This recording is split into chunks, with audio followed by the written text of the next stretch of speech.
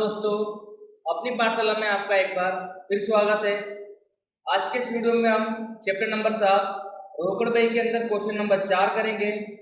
पिछले वीडियो में हमने रोकड़ बही का अर्थ, उसके प्रकार और क्वेश्चन नंबर 3 का अध्ययन अच्छे से किया था। उम्मीद है आपने वो वाला वीडियो अच्छे से देखा होगा। अगर आपने वो वाला वीडियो अभी तक नहीं देखा है तो पहले आप वो वाला वीडियो देखिए, जिससे आपको पता चले कि रोकड़ बही क्या होती है और उसके कितने प्रकार है। तो चलिए क्वेश्चन नंबर 4 को मैं पढ़ लेता हूँ।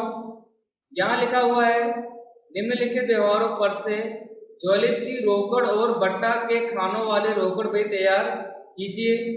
जैसे कि मैंने आपको कहा था कि सवाल में आपका ऑलरेडी लिखा होगा कि आपको कितने खानों वाले रोकड़ बही बनानी है। तो यहाँ लिखा है रोकड़ और बट्टा के खानों वाले रोकड़ बही तैयार कीजिए। तो जब भी आप 2 खानों वाले रोकड़ बही तैयार करोगे तब आपका टोटल फॉर्मेट 12 खानों वाला बन जाएगा। ठीक है, जैसे कि 6 खाने उधार पक्ष में होंगे और 6 खाने जमा पक्ष में बनाए जाएंगे। ठीक है, तो जैसे कि आप देख सकते हो आज मैंने बट्टा के कॉलम एक्स्ट्रा बनाए हैं। यहाँ पर दिया बट्टा है और प्राप्त बट्टा है। जैसे कि आपको पता है जब आप बिक्री करते हो तब आपको बट्टा देना पड़ता है, इसलिए उधार पक्ष में मैंने बनाया है दिया बट्टा। और जब आप खरीदी करते हो तब आपको बट्टा प्राप्त होता है, इसलिए मैंने जमा पक्ष में बनाया प्राप्त बट्टा। दिया बट्टा एक प्रकार का खर्च होता है और जैसा कि आपको पता है खर्च हमेशा क्या होता है, उधार होता है। ये रहा हमारा उधार पक्ष। और आपको पता है प्राप्त बट्टा हमारी उपज होती है और उपज हमेशा जमा होती है। ये रहा हमारा जमा पक्ष। ठीक है, तो इस तरफ का क्या होगा उधार पक्ष और इस तरफ का जमा पक्ष, जैसा कि आपने समझ लिया था पहले ही। अब आपने पहले ये सीख लिया था कि बट्टा 2 प्रकार के होते हैं, एक रोकड़ बट्टा होता है और एक व्यापारी बट्टा होता है। व्यापारी बट्टे का लेखा बही में नहीं किया जाता, जैसे कि आपको पता है हम व्यापारी बट्टे का लेखा करते नहीं है। और वैसे भी हम बना क्या रहे हैं, रोकड़ बही, और रोकड़ बट्टे का लेखा तो हमको यहाँ करना ही पड़ेगा। तो इतना आपको याद रखना है कि व्यापारी बट्टे का लेखा हमको नहीं करना है, रोकड़ बट्टे का लेखा यहाँ पर किया जाएगा। ठीक है, चलिए सवाल शुरू करते हैं। 2015 अप्रैल, तो आपको लिख लेना सबसे पहले 2015 अप्रैल, और यहाँ पर भी लिखना है 2015 अप्रैल। ठीक है, दोनों पक्ष में हमारे व्यवहार किए जाते हैं, इसलिए आपको दोनों तरफ तारीख को लिख लेना है साल के साथ। तारीख 1 में लिखा हुआ है प्रारंभिक रोकड़ शेष 5500। तो जैसे कि मैंने आपको पहले वीडियो में बताया था, प्रारंभ की रोकड़ शेष हमेशा क्या होती है, उधार होती है। ठीक है, तारीख 1 क्या लिखेंगे आप, शेष आगे लाए। ये मैंने आपको पहले वीडियो में बता दिया था, शेष आगे लाए। और अभी फिलहाल हमें क्या दी है, रकम दी गई, तो रकम के कॉलम में लिखोगे आप 5500। अभी हमें बट्टा की कोई एंट्री नहीं दी है, तो जब एंट्री बट्टे की नहीं होगी तो हम लेखा नहीं करेंगे। ठीक है, आगे बढ़ते हैं। तारीख 3, 4000 का माल 10% रोकड़ बट्टा से बेचा। हमने यहाँ पर 4000 का माल रोकड़ बट्टा से बेचा है, और जैसे कि आप देख सकते हो कि रोकड़ बट्टा है तो लेखा करना पड़ेगा। तो चलिए करते हैं। उम्मीद है आपको बट्टा किस प्रकार से निकालते हैं वो आता होगा, क्योंकि हमने रोजनामचा में सीख लिया था। तो तारीख 3 बेचा है तो क्या लिखेंगे, बिक्री खाते। तो जैसा कि आपको पता है अगर आप बेचोगे तो आपके पास पैसा आएगा, आए तो उधार, और अगर आप बेचोगे तो आपको बट्टा देना पड़ेगा, तो बट्टा यहाँ पर क्या हो जाएगा, उधार। ठीक है, दोनों ही चीज आपको पता है। तो जब आप 4000 का 10% निकालोगे तो यहाँ पर बट्टा कितना आ जाएगा, 400 रुपये। और आपको टोटल रकम में से यानी 4000 में से 400 को माइनस कर दोगे आप, तो यहाँ पर आ जाएगी रकम हमारे पास 3600। इसका मतलब आपको 3600 रुपये मिले होंगे। तो इसका रोजनामचा भी हमने पहले सीखा था। क्या था इसका रोजनामचा, रोकड़ खाते उधार, बट्टा खाते उधार, बिक्री खाते से। तो रोकड़ खाते के उधार पक्ष में हमने नाम लिखा बिक्री खाते, और एंट्री करी बट्टे की और हमारे रोकड़ खाते की। ठीक है, समझ में आया होगा आपको। चलिए आगे बढ़ते हैं। तारीख 4, 3000 का माल 10% व्यापारी बट्टे से बेचा। अब आप यहाँ पर देख सकते हो कि फिर से हम यहाँ पर माल बेच रहे हैं, बट यहाँ पर अब व्यापारी बट्टा है। और जैसे कि आपको पता है व्यापारी बट्टे का लेखा बही में किया जाता नहीं है। तो चलिए एंट्री करते हैं तारीख 4 की। फिर से आप क्या लिखोगे, बिक्री खाते, क्योंकि माल बेचा है, बिक्री खाते। पर यहाँ पर बट्टे में कोई लेखा आप नहीं करोगे, ठीक है, क्योंकि रोकड़ बट्टा नहीं है तो बट्टे में कोई एंट्री नहीं आएगी। बट आपको यहाँ पर व्यापारी बट्टा माइनस करने के बाद जो रकम आती है वो लिखने पड़ेगी। ठीक है, व्यापारी बट्टा तो माइनस होता ही है, बट लेखा उसका किया जाता नहीं है। तो अगर आप 3000 में से 10% व्यापारी बट्टा माइनस करोगे तो व्यापारी बट्टा आता है 300 रुपये। तो 3000 में से आपको 300 रुपये माइनस कर देने हैं, तो यहाँ पर आएगा 2700 रुपये। ठीक है, केवल बट्टे का लेखा यहाँ पर नहीं किया जाएगा, क्योंकि रोकड़ बट्टे का लेखा हमें करना है। यहाँ पर व्यापारी बट्टे का लेखा वैसे भी किया जाता नहीं है, तो व्यापारी बट्टा हमने माइनस करा तो रकम कितनी आई? 2700। चलिए आगे बढ़ते हैं। तारीख 5, अर्थ को 2030 का हिसाब चुकाने के लिए 2000 नकद चुका दिए। तो देख सकते हैं आप यहाँ पर अर्थ को टोटल रकम कितनी चुकानी थी? 2030, बट हमने हिसाब पूर्ण कर दिया 2000 चुकाने के साथ। इसका मतलब हमारे पास से रोकड़ जा रही होगी, जाए तो हम क्या करेंगे? जमा करेंगे। तो चलिए एंट्री करके आपको बताता हूँ। पहले मैं तारीख 5, रोजनाम से क्या बनेगा? अर्थ खाते उधार। ठीक है, तो यहाँ पे लिखेंगे हम अर्थ खाते। अब आप देख सकते हो हमको उसको चुकाना था 2030, जबकि हमारे पास से रोकड़ कितनी गई है? केवल 2000। इसका मतलब हमें यहाँ पर 30 रुपये का क्या हुआ है? फायदा हुआ है। फायदा को हम क्या लिखेंगे? बट्टा लिखेंगे। ठीक है, तो 30 रुपये लिखेंगे बट्टा में, और चुकाए हमने टोटल कितने? 2000। तो इसका रोजनाम था क्या बनेगा? अर्थ खाते उधार, रोकड़ खाते से, बट्टा खाते से। ठीक है, इस प्रकार से इसका ये रोजनामा बनेगा। और हमने एंट्री करी जमा पक्ष में अर्थ खाते, प्राप्त बट्टा में लिखा 30 रुपये और रकम में लिखे हमने 2000। ठीक है, समझ में आ गई होगी आपको ये वाली एंट्री भी। इजी थी, खाली आपको रोजनामा पता होना चाहिए अच्छे से। और जैसा कि मैंने आपको बताया, केवल हमें रोकड़ बट्टे का लेखा ही यहाँ पर करना है। इतना आपको याद रखना कि व्यापार बट्टे का लेखा यहाँ पर किया जाएगा नहीं। नेक्स्ट यहाँ पे तारीख 10, रुपये 4000 का माल 5% रोकड़ बट्टा से खरीदा। अब इस बार हम माल खरीद रहे हैं और वो भी रोकड़ बट्टा से। चलिए एंट्री करते हैं, सिंपल है। खरीदेंगे तो रोकड़ जाएगी, तो यहाँ पे जमा पक्ष में लिखेंगे खरीद खाते। अब हम यहाँ पर 4000 का माल 5% रोकड़ बट्टा से खरीद रहे हैं, इसका मतलब रोकड़ बट्टे का लेखा यहाँ पे किया जाएगा। जब आप 4000 का 5% निकालोगे तो यहाँ पर आएगा 200 रुपये। इसका मतलब रोकड़ बट्टा हमारा कितना हुआ? 200 रुपये। अगर आप 4000 में से 200 माइनस कर दोगे तो टोटल रकम हमारे पास से कितनी गई होगी? 3800 रुपये। तो ये हो गए 3800 और 200 टोटल मिला के 4000। इस प्रकार से हमने क्या निकाला? रोकड़ बट्टा। ठीक है, आपको ये पहले से ही आता होगा, आप अपने पास किताब और कैलसी रखिएगा साथ में जब आप सवाल कर रहे होगे तब। तो इस प्रकार तारीख 10 का व्यवहार भी आपको समझ में आया होगा। चलिए आगे बढ़ते हैं। नेक्स्ट तारीख 13, वेतन का 1000 और मजदूरी का 600 रोकड़ी चुकाया। तो यहाँ पर रोकड़ बट्टे वाला कोई व्यवहार नहीं है, बट हमारे यहाँ पर खर्च हो रहा है। हम यहाँ पर वेतन के और मजदूरी के चुका रहे हैं। चुकाएंगे तो हमारे पास से रोकड़ जाएगी, जाए तो हम जमा करते हैं। तो तारीख 13, सबसे पहले लिखेंगे वेतन खाते। दूसरा हमने क्या चुकाया? मजदूरी के, तो मजदूरी खाते। ठीक है, इस प्रकार से बट्टे में कोई रकम नहीं आएगी। वेतन के हमने चुकाए 1000 और मजदूरी के चुकाए हमने 600 रुपये। तो उम्मीद है ये वाली एंट्री भी आपको समझ में आई होगी। मैंने आपको केवल एक नियम याद रखने के लिए कहा था, आपको ये देखना है कि धंधे में कब रोकड़ आ रही है, आएगी तो उधार करेंगे, जाएगी तो जमा करेंगे। और उसी प्रकार से मैं यहाँ पर एंट्री करते जा रहा हूँ। चलिए आगे बढ़ते हैं। तारीख 15, कमीशन के 100 और दलाली के 900 मिले। मिले सबसे रोकड़ आती है, आए तो हम क्या करेंगे? उधार करेंगे। रोजनामा क्या बनेगा? रोकड़ खाते उधार, कमीशन खाते से और दलाली खाते से। तो रोकड़ खाते के उधार बक्स में इन दोनों का नाम हम लिखेंगे। तारीख 15 सबसे पहले लिखेंगे कमीशन खाते,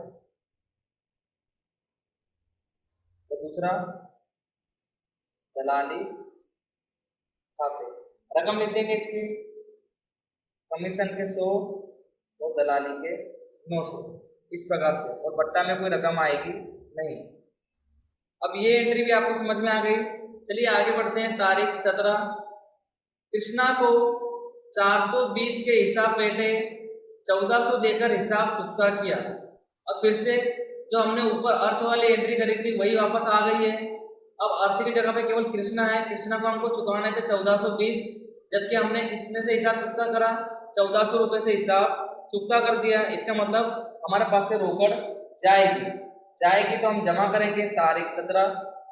रोज नाम सा बनेगा कृष्णा खाते उधार रोकड़ खाते से और बट्टा खाते से। बट्टा यहाँ पर आएगा क्योंकि चुकाने थे 1420, चुकाए हमने 1400, तो यहाँ पर 20 रुपये हमारा क्या हो जाएगा बट्टा। यहाँ लिखेंगे कृष्णा खाते, कृष्णा खाते, बट्टा में आएगा 20 और टोटल रकम चुकाई हमने 1400 से हिसाब चुकता किया। ठीक है, सवाल में जैसा लिखा था वही करा हमने। इस बार भी हमारे पास रोकड़ जा रही थी तो हमने क्या करा, जमा करा। उम्मीद है आपको ये वाली एंट्री भी समझ में आ गई होगी। जैसे अभी हमने तारीख 5 में अर्थ का करा था, वैसे अब हमने तारीख 17 में कृष्णा की एंट्री करी। चलिए आगे बढ़ते हैं। तारीख 18, यहाँ लिखा है 5000 का माल 10% व्यापारी बट्टा और 5% रोकड़ बट्टा से बेचा। अब यहाँ पर थोड़ा ध्यान रखिएगा, हम यहाँ पर माल तो बेच रहे हैं बट दोनों बट्टा लगाकर माल बेच रहे हैं। ठीक है, व्यापारी बट्टा भी है और रोकड़ बट्टा भी है। तो चलिए सबसे पहले कैलकुलेशन करते हैं जिससे आपको पता चले। टोटल माल कितने का है 5000 का, जिसमें से सबसे पहले हम माइनस करेंगे व्यापारी बट्टा। व्यापारी बट्टा कितना है 10%। तो जब आप 5000 का 10% निकालोगे तो कितना आएगा 500 रुपये। तो माइनस करना आपको, तो यहाँ पर आएगा 4500 रुपये। इसका मतलब हमारी बिक्री कीमत कितनी हुई 4500। ठीक है, टोटल बिक्री कीमत कितनी हुई 4500। अब आपको यहाँ पर 5% एक्स्ट्रा क्या देना है, रोकड़ बट्टा भी देना है। तो फिर से हम क्या माइनस करेंगे 5% रोकड़ बट्टा। ये सब कुछ मैंने आपको रोज नामचा के अंदर पहले ही सिखा दिया, तो आपको ये आता होगा। अब आप क्या करोगे 5% रोकड़ बट्टा माइनस करोगे, तो 5% आप किसका निकालोगे, 5000 का आपको नहीं निकालना है, व्यापारी बट्टा माइनस करने के बाद जो रकम आई है उसका निकालना है। ठीक है, तो 4500 का जब आप 5% निकालोगे तो यहाँ पर आएगा 225। तो ये आया हमारे पास रोकड़ बट्टा। इसका लेखा हमें नहीं करना है भाई में, लेखा किसका करना है, रोकड़ बट्टे का लेखा भाई में हमें करना है। तो अब आप क्या करोगे, रोकड़ बट्टा तो माइनस होता है, तो अब आप 4500 में से इसको माइनस कर दोगे तो यहाँ पर आएगा 4275। ये हमारी हुई टोटल रकम। तो अब हमें यहाँ पर लेखा करना है, तो रोज नाम का क्या बनेगा, रोकड़ खाते उधार बट्टा खाते उधार बिक्री खाते से। तो रोकड़ हमारे पास कितनी आई, ये हमारे पास रोकड़ आई है और ये रहा हमारा बट्टा की रकम। ठीक है, तो चलिए एंट्री करते हैं। तो हमने यहाँ पर माल बेचा है तारीख 18 में, तो लिखेंगे बिक्री खाते। तो जैसे कि मैंने आपको बताया व्यापारी बट्टे का लेखा तो हमें नहीं करना है, तो रोकड़ बट्टा हमारे पास कितना आया था 225 और माइनस करने के बाद रकम कितनी आई थी 4275। तो इस प्रकार से ये रकम का लेखा यहाँ पर किया जाएगा। केवल आपको इतना याद रखना कि व्यापारी बट्टे का लेखा हमें नहीं करना है। ठीक है, उम्मीद है आपको ये वाली एंट्री समझ में आई होगी अच्छे से। चलिए आगे बढ़ते हैं। तारीख 19 लिखा हुआ है 6000 का एक यंत्र रमेश के पास से खरीदा, जिसके पेटे 2000 रोकड़ी चुकाए और बाकी की रकम 1 मास बाद चुकाना निश्चित किया। तो ध्यान से समझिएगा, हमने यहाँ पर एक यंत्र खरीदा रमेश के पास से, बाकी की रकम हमने 1 मास बाद चुकाने का क्या करा, निश्चित किया है। तो सबसे पहले आपको ये देखना है कि हमारे पास से कुछ रकम तो रोकड़ से जा ही रही है, जो रकम रोकड़ से जा रही है उस रकम का हमें लेखा यहाँ पर करना पड़ेगा। ठीक है, मैं आपको रोज नामचा करके बताता हूँ। पहले यहाँ लिखेंगे यंत्र खाते उधार। हम यंत्र किसके पास से खरीदे, रमेश के पास से, तो रमेश यहाँ पे देने वाला बन जाएगा। रमेश खाते जमा और कुछ रकम हमने रोकड़ से चुकाई है, तो रोकड़ खाते से। टोटल यंत्र कितने का था 6000 का। 6000 का यंत्र हमारे पास आया, चुकाए हमने कितने, केवल 2000। इसका मतलब 4000 अभी चुकाना बाकी है। अब यहाँ पर जो चुकाना बाकी है वो अभी हमारा उधार व्यवहार है, तो उधार व्यवहार का लेखा तो हमें यहाँ पर नहीं करना है। हमने यहाँ पर चुकाया कितना 2000, तो 2000 का लेखा हमें यहाँ पर करना पड़ेगा। ठीक है, तो रोकड़ हमारे पास जा रही है, जाए तो हम जमा करेंगे और कारण में लिखेंगे यंत्र खाते। ठीक है, इसका लेखा हमें यहाँ पर करना है। तो चलिए एंट्री करते हैं। तारीख 19 क्या लिख दोगे, यंत्र खाते।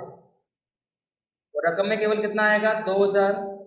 जैसे कि सवाल में लिखा केवल हमने यहाँ पर 2000 रोकड़ी चुका है, तो उसी से हम लेखा करेंगे, टोटल रकम का लेखा यहाँ पे किया जाएगा नहीं।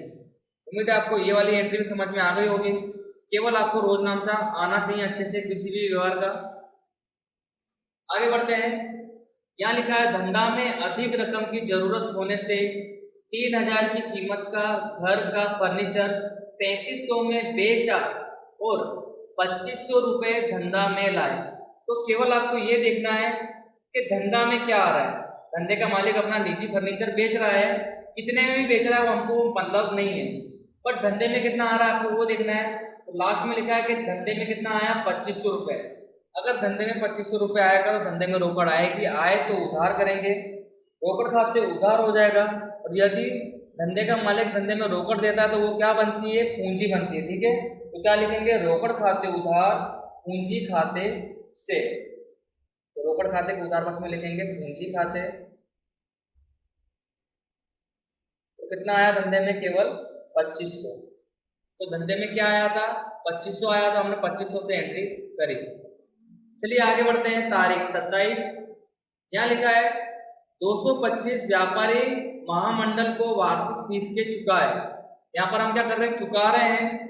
चुकाएंगे तो जो भी हमारा महामंडल का वार्षिक फीस है वो क्या बन जाएगी, खर्च बन जाएगी। खर्च खाते उधार करेंगे और दूसरा रोकड़ खाते जमा कर देंगे। तो रोकड़ खाते के जमा पक्ष में जो खर्च किया उसका नाम लिख देंगे। तारीख 27, तो यहाँ लिख देंगे। तो आप यहाँ पर कुछ भी लिख सकते हो, तो मैं यहाँ पे लिख देता हूँ वार्षिक फीस।